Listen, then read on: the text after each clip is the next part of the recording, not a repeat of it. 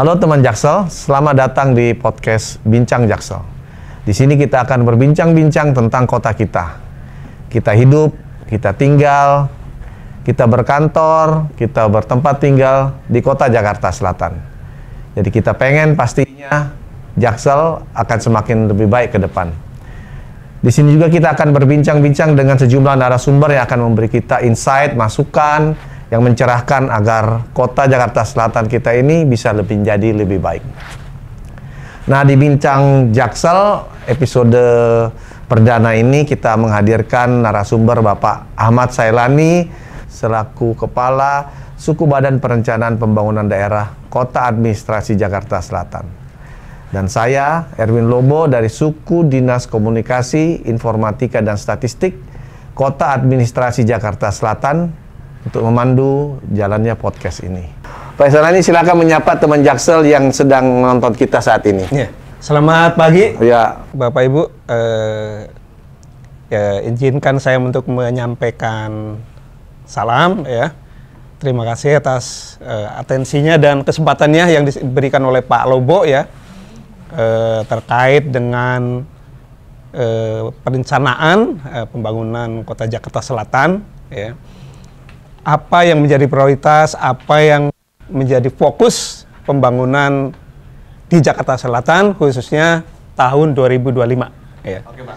Kali ini kita akan mengambil tema yaitu kemana arah pembangunan Jakarta Selatan tahun 2025. Teman Jaksel, sebagaimana kita ketahui, Ibu Kota Negara Republik Indonesia sudah berpindah dari Jakarta ke Penajam Pasar Utara di Kalimantan Timur. Kita sebagai orang yang beraktivitas di Jakarta Selatan tentu ingin tahu kemana sih arahnya kota Jakarta atau khususnya Jakarta Selatan saat tidak menjadi ibu kota lagi, itu seperti apa?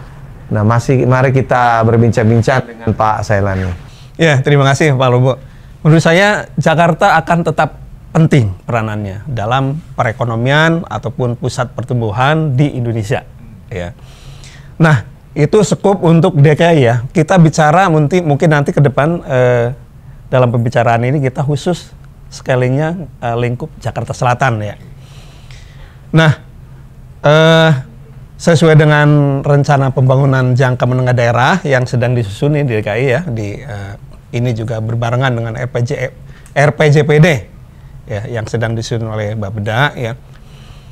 Seiring dengan itu kita sudah harus menyusun rencana kerja pemerintah daerah tahun 2025 ya, di mana prosesnya kemarin kita sudah memulai dengan pelaksanaan rembuk RW, musrembang kelurahan dan kecamatan. Tapi untuk 2 tahun ini kita branding, kita satukan rembuk RW, musrembang kelurahan dengan branding musrembang kecamatan terintegrasi dengan musrembang kelurahan ya. Nah, pada saat penyusunan itu kita sudah melibatkan seluruh warga Jakarta Selatan ya, mulai dari komunitas, tingkat RT, RW ya, terus lari ke kelurahan, kecamatan, dan kemarin kita sudah menyelesaikan Pak Lobo musrembang kota Jakarta Selatan ya. Adapun terkait dengan tema untuk pembangunan tahun 2025 ya, itu temanya mewujudkan Jakarta sebagai kota global yang berketahanan, inklusi, berdaya saing, dan berkelanjutan. Oke, ini Pak, memang kan kita sering mendengar, wah Jakarta akan jadi global city, Jakarta akan jadi global city. Nah, seperti apa sih bayangan global city yang akan terwujud di Jakarta itu seperti apa?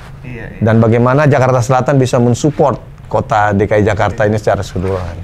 Kalau terkait kita ingin mewujudkan Jakarta sebagai kota global ya, yang berketahanan, berarti kita berketahanan. Berarti seluruh unsur masyarakat, pemerintahan, institusi ya, itu harus punya ketahanan, resilient. Kemarin kan kita sudah mengalami ya pada saat pandemi ya. Alhamdulillah kita bisa keluar dari masa pandemi karena kita punya ketahanan. Terus kita juga harus punya ketahanan saat krisis ekonomi. Nah, ini juga suatu ketahanan kota. Ya. Terus ada terkait juga dengan misalnya kalau ada bencana. Nah, ini kan kita menuju kota yang berketahanan, kita di utara itu di Bendung ya. sudah banjir ada, gitu ya Pak, ya, soal banjir. ada, inilah giant simbol ya, Giant Bendungan yang Utara. Ya. Nah itu yang untuk yang berketahanan ya, untuk yang inklusi. Nah ini setiap masyarakat tanpa keterkecuali ya, termasuk juga kaum marginal, ini harus terlayani. Jadi semua setara nih, inklusi. Ya. Pelayanan yang diberikan masyarakat itu inklusi ya, harus menyeluruh ya, setara. Terus kita juga harus punya daya saing. Ya. Daya saing itu ya utamanya ya ini dalam hal yang perekonomian ya, tidak saja dengan kota-kota yang ada di Indonesia, tapi harus dengan mancanegara ya. Dan berkelanjutan tentu dalam membangun kita harus berwawasan lingkungan. Iya. Ya. Nah itu untuk yang kota global ya, dimana untuk tahun 2025 ini momentum penting. Ya. Insya Allah nanti daerah khusus Jakarta sudah ada ya. Jadi kita harus menyatukan seluruh perencanaan ya, mulai yang RKPD, jangka menengah, jangka panjang, menjadi perencanaan yang menuju global city atau menuju kota yang punya daya saing. Punya daya saing ya. Jadi kuncinya global city itu adalah kota yang punya daya saing. Ruang yang nyaman untuk dihuni. Ruang seperti apa tuh Pak? Ruang yang nyaman untuk dihuni ya. Ya. Ya. Ini kan salah satu juga dari ciri global city ya. Ya. Indikatornya ya. Nah kalau menurut Pak Lobos sendiri gimana kalau yang lingkungan yang nyaman untuk dihuni? Lah, lingkungan yang nyaman untuk dihuni itu di mana kita bisa bebas bernafas dengan baik gitu. Udara kita segar, bisa berinteraksi gitu udara ya. segar, berolahraga, berjalan kaki. Berarti ada sarana prasarana umum, ada taman, ya, bebas banjir gitu ya, kan. Ya. Lingkungan tidak kumuh, drainase bagus, ya kan? Ya, itu impian kita kan. Nah, itu intinya ya. Jadi sebenarnya kalau terkait dengan ruang yang nyaman untuk dihuni, ya. Jadi sebenarnya kita punya program juga, ya, di teman-teman yang dilaksanakan oleh teman-teman perumahan, ya. Antara lain yang terkait dengan revitalisasi RW kumuh, peningkatan sarana prasarana umum yang terkait di lingkungan RW kumuh. Terus tamannya, bangun taman, gitu kan. Trotoarnya dibenahi, ya. Karena apa?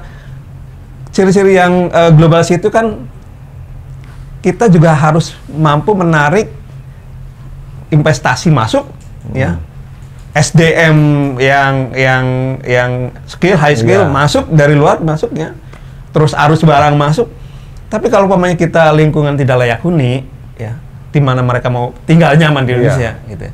Makanya pernah nggak Bapak dengar gitu ya bahwa orang Indonesia banyak beli properti di Singapura, ya kan? Karena mereka sudah jadi global itu udah oke indeksnya ya. Jadi di lingkungannya oke, propertinya oke, untuk ditinggalin oke, untuk berbisnis oke, begitu kan? Nah ini untuk Jakarta Selatan ya, kita udah lumayan lah ya. Jakarta Selatan kita terus improve, kita terus bangun ya agar punya ruang yang nyaman untuk dihuni gitu ya. Kita lihat sekitarnya sudah banyak taman dibangun, bendungan dibangun juga ya, bendungan apa? Embung ya? Embung. Itu juga dalam rangka minimalisir atau mengurangi dampak banjir ya. Terus yang berikutnya lingkungan yang nyaman, bersih dan berkelanjutan. Nah itu tadi sebenarnya beririsan dengan yang tadi ya, nyaman dan berkelanjutan. Berarti kalau kita membangun juga jangan lupa dampak lingkungannya harus diperhatikan. Ya. Terus ada juga yang terkait dengan aksesibilitas terkoneksi secara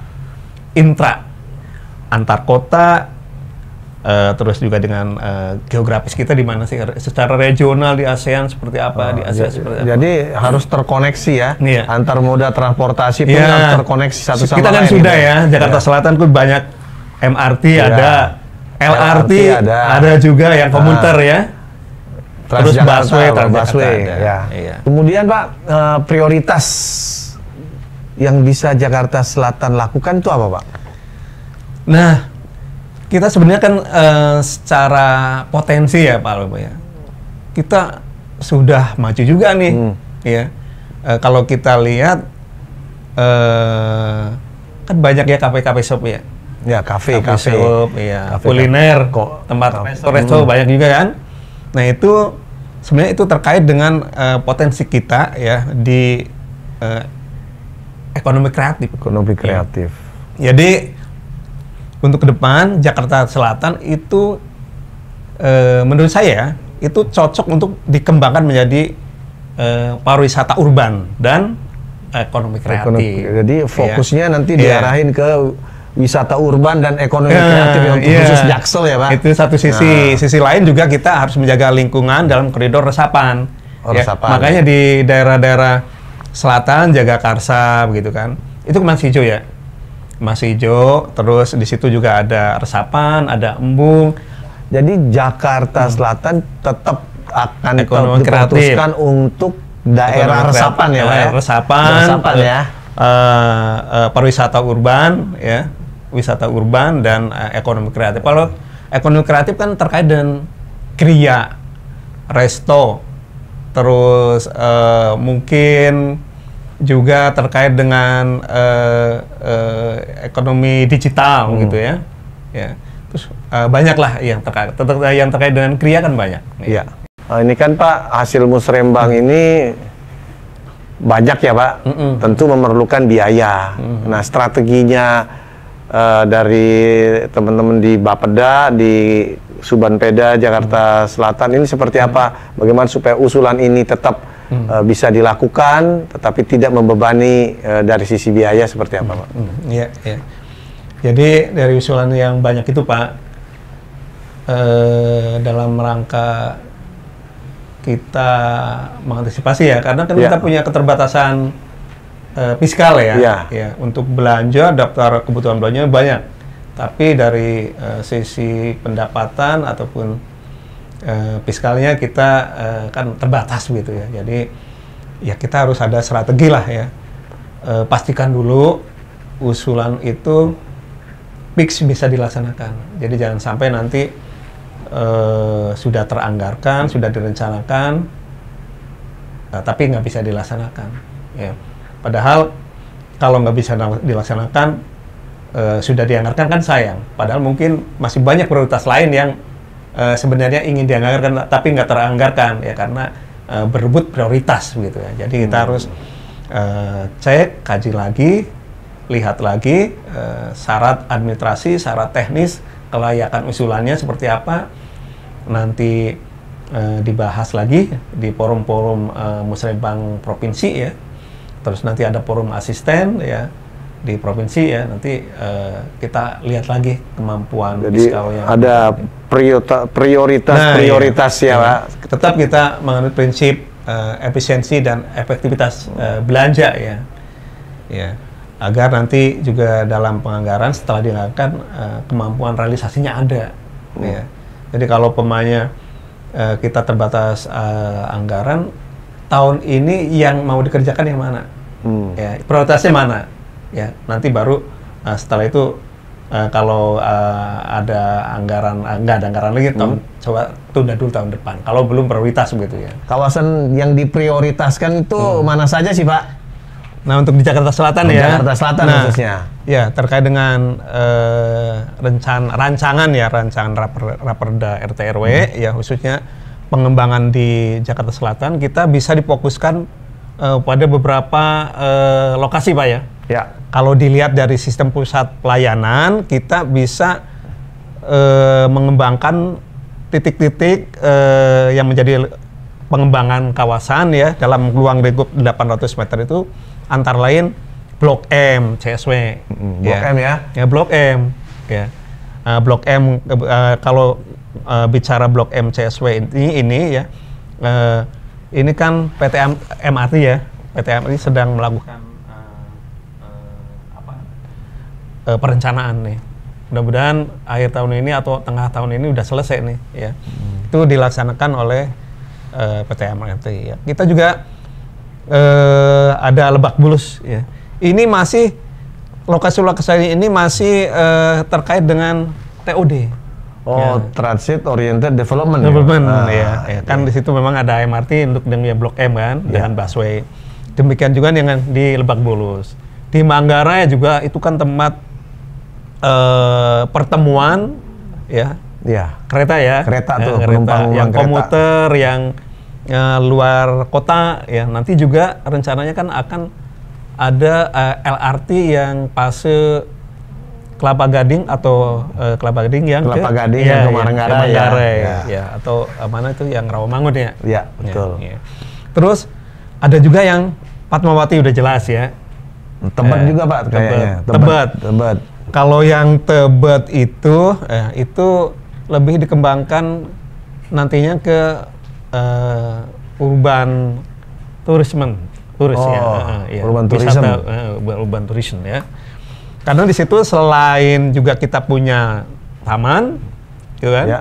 Terus juga pusat-pusat kuliner sudah ada, ya kan? Kalau kita lihat Bapak Palobo main ke Tebet, pusat kuliner kan sudah ada ya. Udah. Nah di situ juga kita ditunjang dengan transportasi antar moda juga, ya. Ada LRT, ada komuter lain, ya.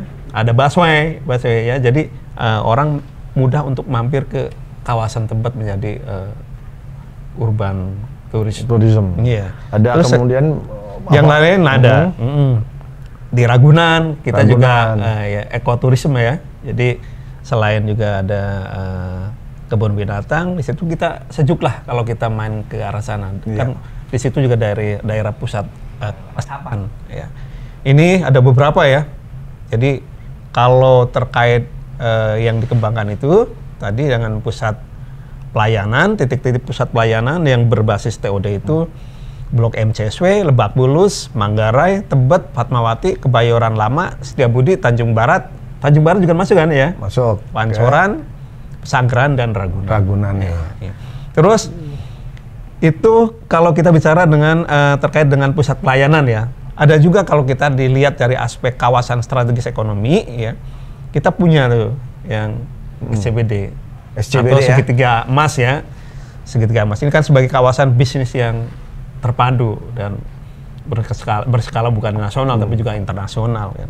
Ada juga yang Blok M. Ini kan Blok kawasan diplomatik ya. Ya, ASEAN, ada ASEAN di situ. ASEAN.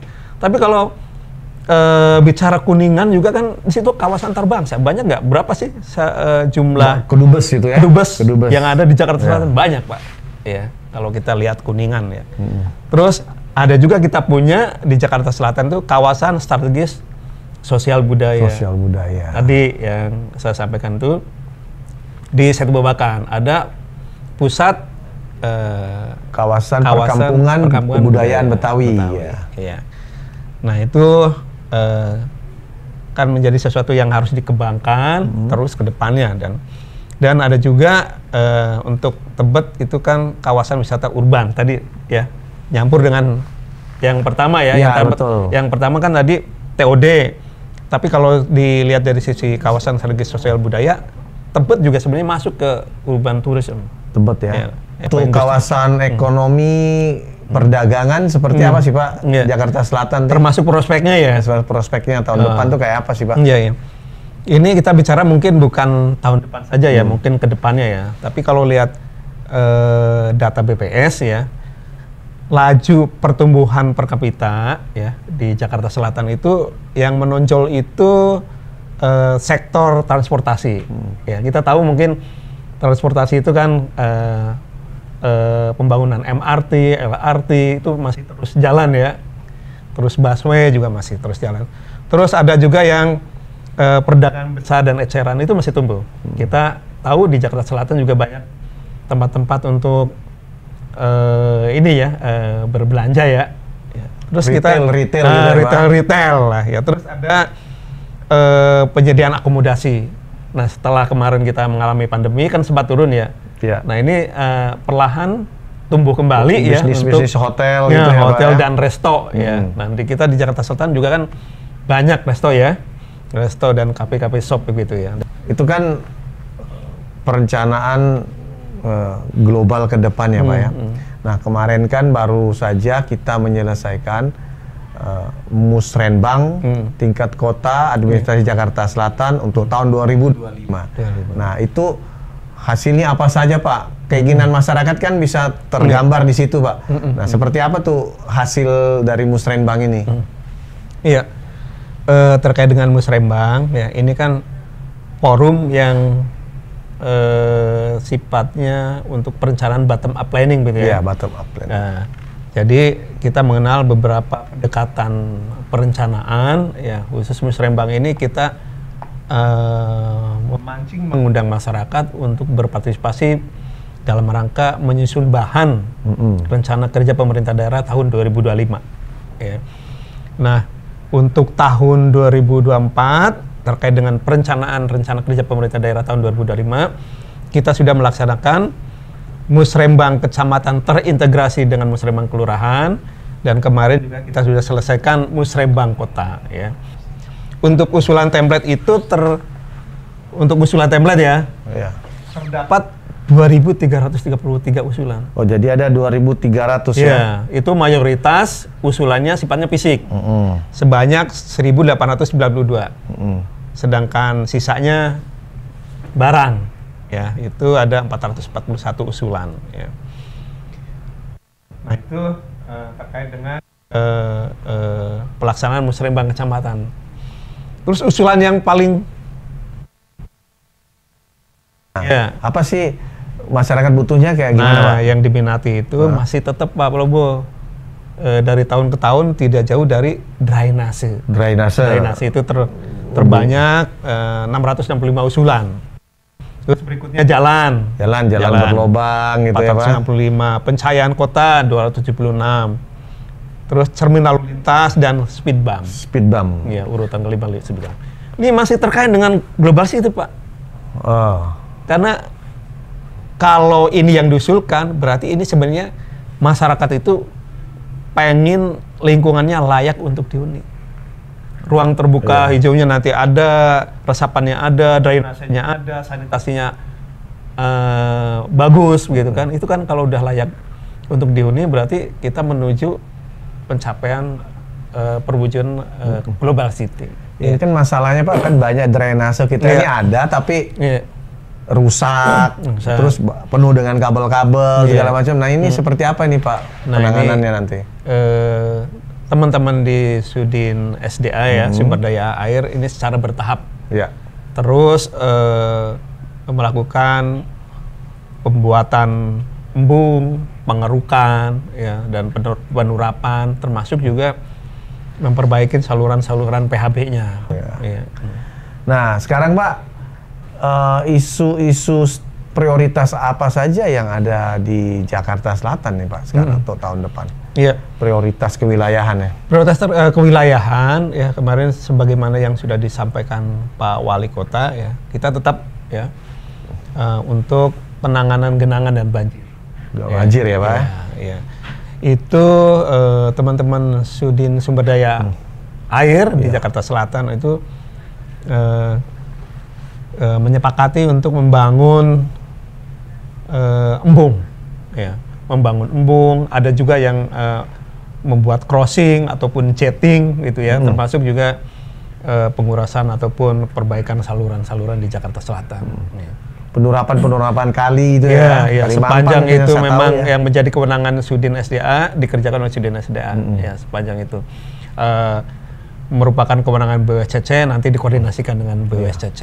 Untuk penataan kawasan gimana, Pak? Nah, ini juga sebenarnya masih terkait dengan dalam rangka mewujudkan kota global kan, ya. Kalau terkait dengan layak huni, nyaman untuk ditinggali, ya, berarti kita juga harus banyak membangun ruang terbuka hijau, taman-taman, begitu kan. Ini ada beberapa lokasi yang akan dibangun tahun 2025 di Taman RC Veteran Bintaro, ya. Insya Allah kita Jakarta Selatan akan bangun. Terus ada RTH Jalan Wika di Srengseng Sawah, ini juga ya akan kita bangun. Terus penataan RTH, ya, kalau itu bangun kan tadinya belum ada, kita bangun ya RTH di Veteran Bintaro, terus Jalan Wika.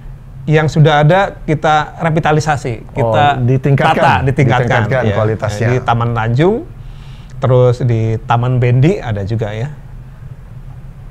Terus selain itu kita juga untuk di lingkungan ya, lingkungan RW Kumuh khususnya di suku dinas perumahan itu melakukan penataan di RW Kumuh. Jadi nanti mereka yang akan menyentuh jalannya, salurannya. Oh, program CAP itu ya Pak? Iya, CAP. Community Action Plan kalau salah. Iya, biar layak ditinggali begitu kan. Iya.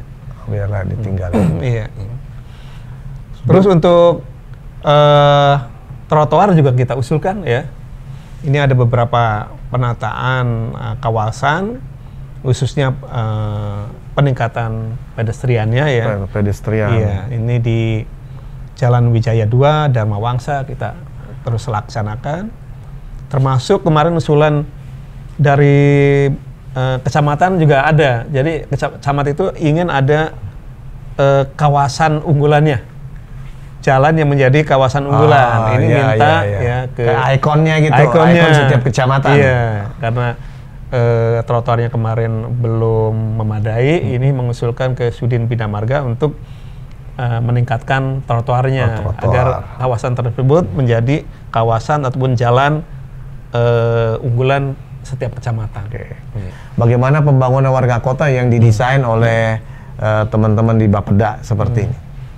Terkait dengan misalnya sekarang kan ada kasus stunting segala macam. Nah, ini bagaimana menyikapi dari permasalahan ini? Kalau bicara terkait dengan stunting ya, kita harus ketahui dulu faktor penyebab stunting itu sendiri ya. Jadi menurut penelitian 30%-nya itu disebabkan oleh gizi spesifik. Gizi spesifik ya, itu 30% ya. Yang 70% ini malah besarnya 70% nih. Itu terkait dengan gizi sensitif. Gizi sensitif. Apa tuh Pak? Sensitif itu yang non gizi. Yang non gizi. Ya, non gizi ya. Kalau yang non gizi itu yang 70% ya, itu terkait dengan sanitasi. Ya, air bersih. Air bersih pengaruh juga ke stunting ya. Pola asuh. Pola asuh anak ya. Terus ada juga mungkin terkait misalnya dengan sirkulasi udara. Kalau nggak sehat, terus menyebabkan paru dan lain-lain gitu ya, penyakit pernapasan itu kan akhirnya pola asuh juga ya Pak? Pola asuh juga. Bukan, terkait dengan lingkungannya, sanitasi. Sanitasi. Terkait air bersih, kalau itu konsumsinya air tanah yang tercemar, anak sering diare, bagaimana anak mau tumbuh? Ya kan?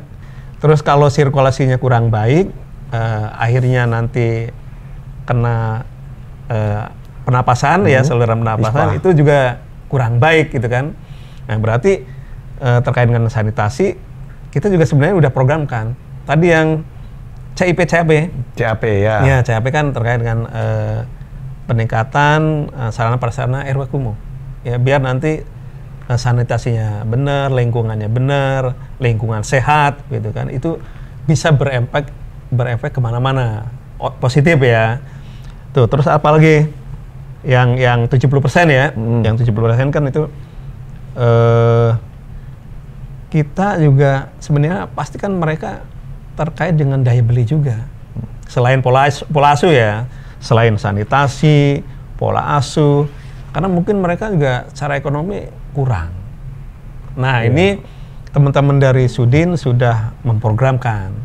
Misalnya ada kampanye gemar makan ikan, ada bantuan fiber untuk kolam gizi, ya. Iya, Gotuntas juga kalau nggak salah Pak, program Gotuntas Provinsi Jakarta Selatan. Itu kalau yang terkait dengan gizi spesifik atau masalah gizi, itu kan ada juga dari kolaborator ini ya, perusahaan-perusahaan ya, yayasan swasta ya. Ada berapa kemarin? Ada 9 ya. Mulai dari yayasan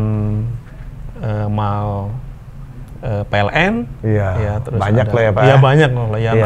Ya jadi Jakarta Selatan tuh punya program unggulan yaitu Go Tuntas. Go Tuntas. Gerakan orang tua asuh untuk anak stunting Jakarta Selatan. Nah, ini bagaimana mendrive semua sumber daya yang ada di Jakarta Selatan untuk menjadikan orang tua asuh bagi para penderita stunting ini agar dari sisi ekonomi mereka tidak memikirkannya lagi karena sudah ada orang tua angkatnya yang bisa membiayai makanan-makanan seperti itu. Nah, ini seperti apa?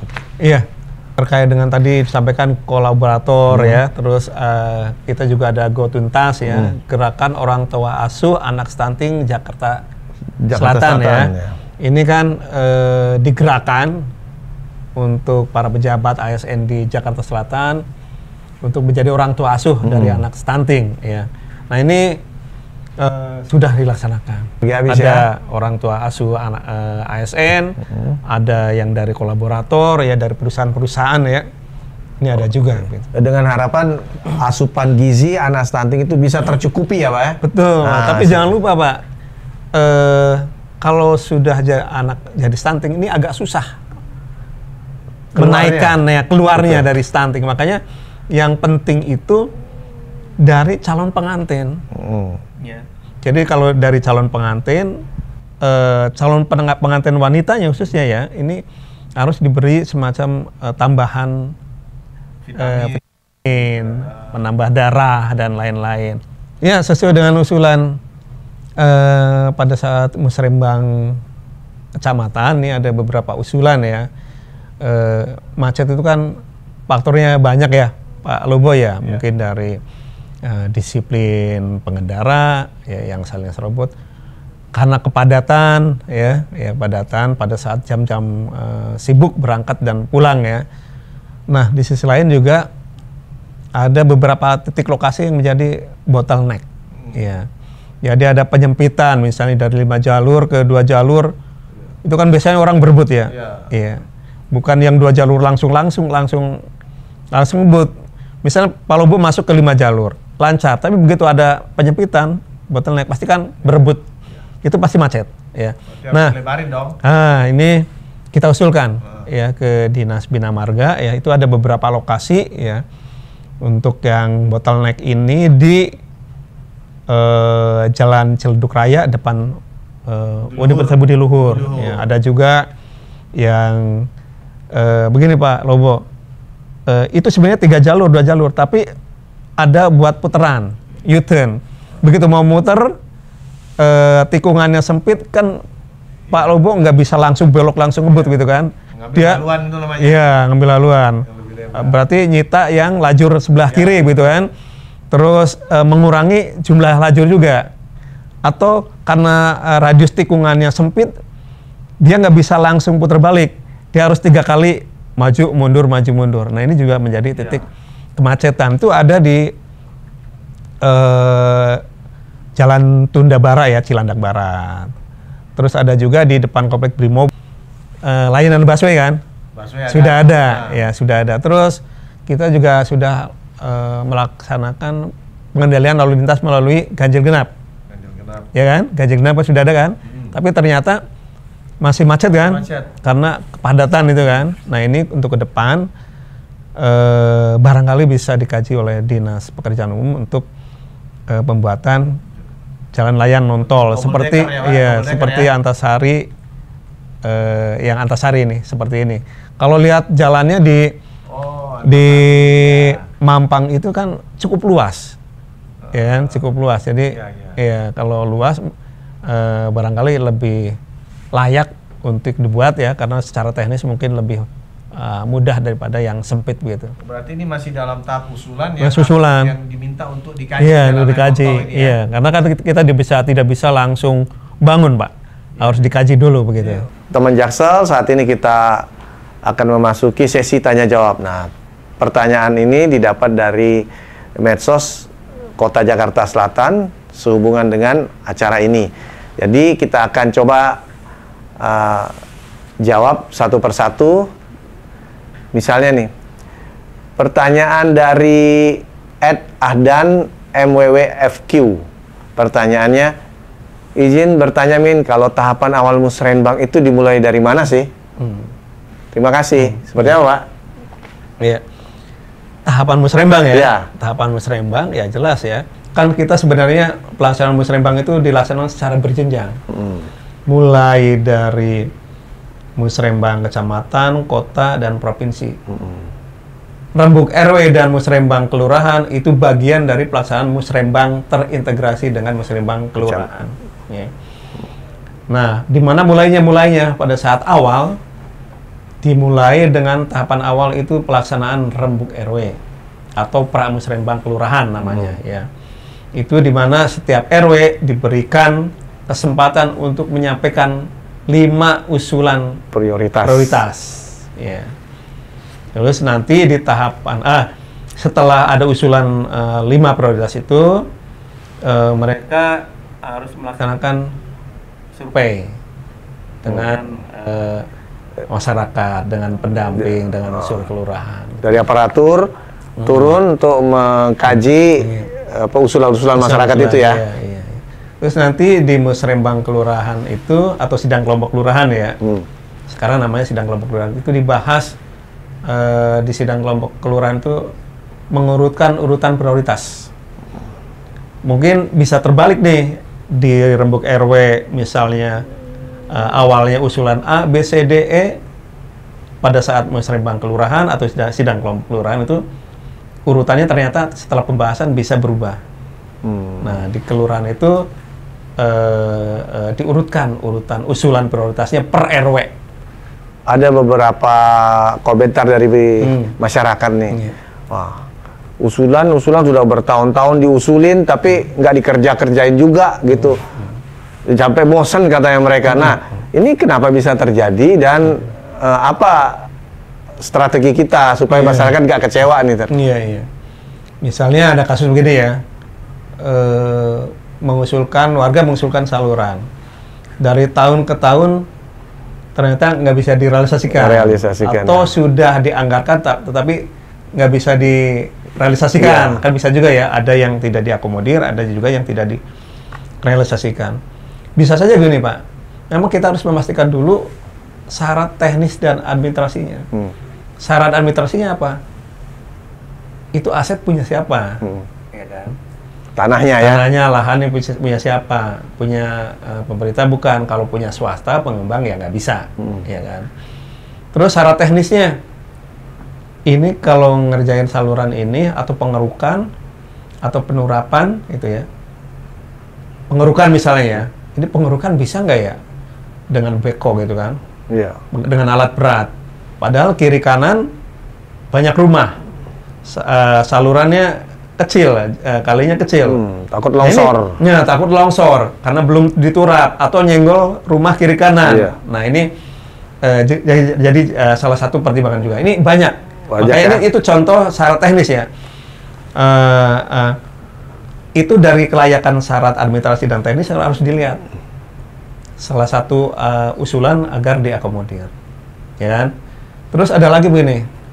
Ternyata pada saat disurvei bolak-balik tapi nggak dilaksanakan.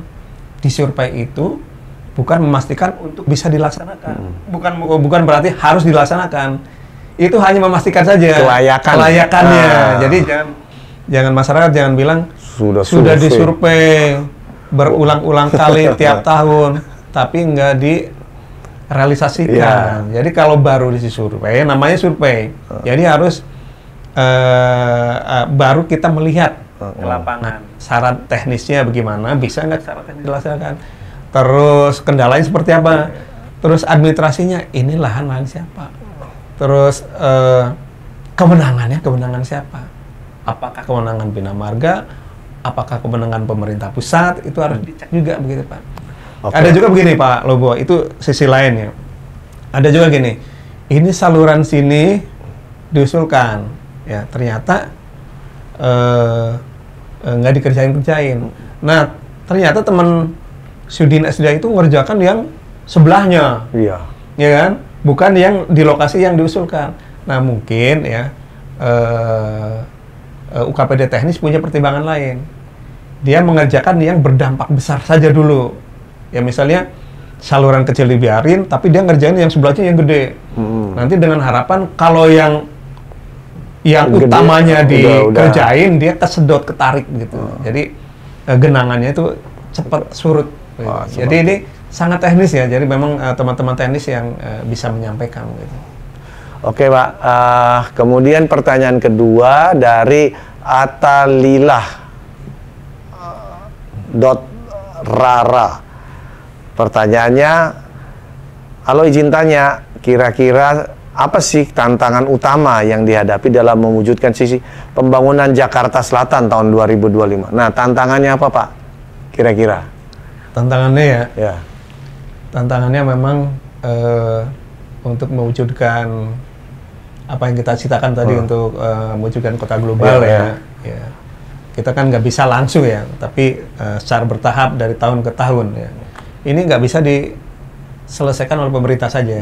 Jadi memang harus berkolaborasi dengan swasta, dengan masyarakat, ya. Karena kalau terkait dengan banjir, ini juga harus ada partisipasi masyarakat. Yeah. Ya. Misalnya dalam membuat saluran gitu ya, SDA kan sudah membuat tali-tali air. Kalau tali-tali airnya mampet karena ada yang buang sampah sembarangan, atau ada juga yang tali airnya malah ditutup untuk landasan masuk ke rumah, ini kan kayak kurang optimal gitu kan. Jadi masyarakat juga harus menjaga sarana apa yang prasarana sudah, itu ya. Kalau ada sampah, ya nggak apa-apa diambil, nggak usah nunggu sampah sembarangan, nggak usah nunggu PPSU kalau skalanya kecil gitu ya. Jangan buang sampah sembarangan. Terus penampang kalinya baik yang kering maupun basah jangan diperkecil gitu kan. Kalau bisa ngasih kesempatan untuk akses untuk pembersihan, pengerukan dan lain-lain. Juga terkait dengan apa yang kota global ya tadi ya. Kan kita untuk membuka lapangan kerja, investasi kan harus dari swasta, dari bisnis ya. Jadi kita kan mengundang mereka untuk investasi di Jakarta Selatan khususnya ya. Nah ini kita juga harus mempersiapkan diri dalam hal apa? Lingkungannya harus nyaman, aman ya. Kalau nggak aman, ekspatriat, kalau mereka invest kan biasanya ada juga tenaga ahlinya, ada juga ekspatriatnya, ya kan? Jadi harus kita mereka buat nyaman, ya, ruang terbuka hijaunya, tamannya ada, ya. Jadi insya Allah Jakarta Selatan menjadi pusat pertumbuhan ekonomi, investasi datang, ya. Terus orang yang datang ke sini juga punya skill yang tinggi, begitu ya, bukan tukang begitu ya, bukan maksudnya bukan ya unskill tapi yang skill tinggi. Jadi ada transfer teknologi ya, Pak. Ya, terus yang mereka juga berinvest di sini itu yang inilah mudah-mudahan masuk ke sektor-sektor yang di Jakarta Selatan unggul, ya kan. Oke, Pak. Pertanyaan terakhir. Ini ada 7 pertanyaan, tapi kita coba bahas 3 pertanyaan saja, karena sepertinya sama. Halo, izin bertanya, apa dampak positif yang ditimbulkan atau yang didapat oleh masyarakat nih, Pak? Ya, jadi sekarang masyarakat sebagai salah satu unsur kota nih, apa yang diperoleh oleh masyarakat gitu, Pak? Misalnya gini,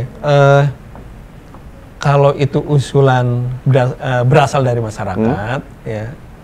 Kan berharap mereka juga nanti akan menjaga apa yang mereka usulkan. Ya. Kalau mereka merasa diajak untuk membangun kota, berpartisipasi dalam perencanaan pembangunan, ya, ini juga akan tumbuh semacam self of belonging atau rasa memiliki kota ini. Jadi kalau merasa kos itu nanti sembarangan. Ya, kalau nggak mikir gitu ya, mau saya buang BAB-nya di mana gitu kan, terus misalnya buang sampah sembarangan. Tapi kalau ini kita usulkan, kota saya pengen bersih, bebas genangan, bebas banjir, dengan bebas macet, berarti saya merasa memiliki kan, karena saya sudah mengusulkan, merasa terlibat dalam membangun kota. Jadi nanti mereka juga akan menjaga apa sih yang bikin nyaman, apa sih yang bikin maju, apa sih yang bikin baik untuk kota ini gitu kan. Misalnya tadi ya, menjaga keamanan, ketertiban, mengotori kota gitu ya, membuang sampah sembarangan, terus tidak merusak fasilitas kota ya, karena mereka merasa misalnya saya pernah ngusulin taman di sini nih atau ngusulin air Petra, begitu dibangun mereka ikut jaga. Ya, kebersihannya dan segala macam, keamanannya terutama juga menjaga dari vandalisme dan lain-lain. Oh ya, terima kasih perbincangan kita pada hari ini. Semoga banyak insight yang kita peroleh, banyak pencerahan sehingga kita bisa bagaimana bersama-sama dengan masyarakat bisa mengelola kota Jakarta Selatan menjadi lebih baik lagi ke depannya, Pak. Iya. Terima kasih. Harapan kita demikian. Harapannya. Iya. Teman Jaksel, demikian bincang-bincang kita dalam podcast Bincang Jaksel pada kali ini. Kami tunggu komen, like, dan sarannya di tempat ini. Dan kita akan ketemu lagi di Bincang Jaksel dengan tema-tema menarik lainnya di kemudian hari. Terima kasih. Wassalamualaikum warahmatullahi wabarakatuh.